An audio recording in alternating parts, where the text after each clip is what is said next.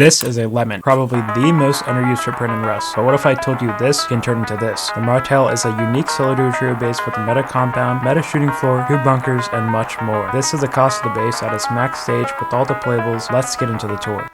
Starting off the base tour, we go to our gatehouse right here. We have some nice inward angles into our furnace wall, as well as outward angles.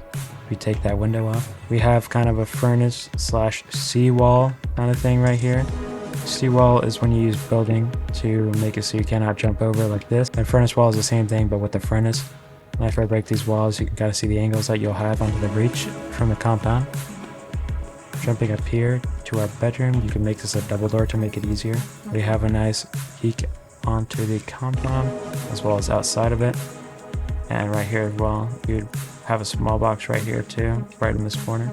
We're removing this window. This allows us to unseal our bunker right here. And you can put a box and a small box in this. And if you have some really nice placements, I think you could get some barrels in here. Also, if you don't want this large battery, you could remove it and get more boxes. But this is really easy to set up, really easy to seal, and just a pretty nice addition to the compound. You have some nice angles into the funnel right here. You can put a bed, of course, a couple beds in here, and also a mobility chute up to part of the shooting floor. Nice little compound funnel going into our entrance.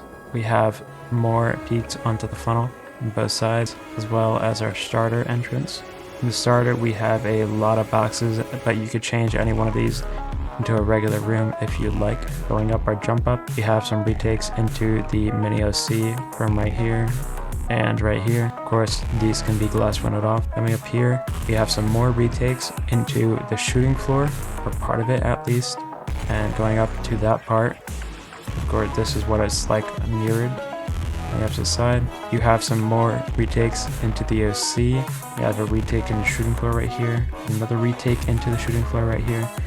As you can tell, this space has a lot of retakes. You have a nice Pacheco peak looking far out, as well as it can also double up as a retake into this part of the shooting floor.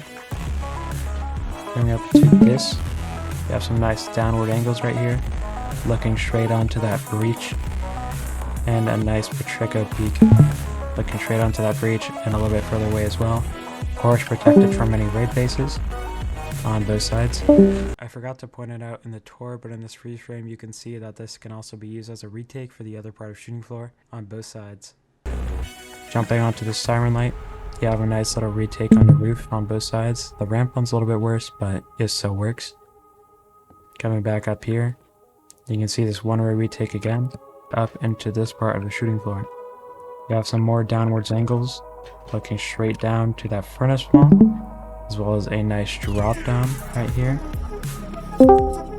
Coming back up, you have a nice angle outside of the compound, completely protected from raid base, of course. And now we finally head onto a roof, which is my favorite part of the base. We have a nice Pacheco, just in case your shooting floor is broken. You could also kind of get some angles off of this if it's not.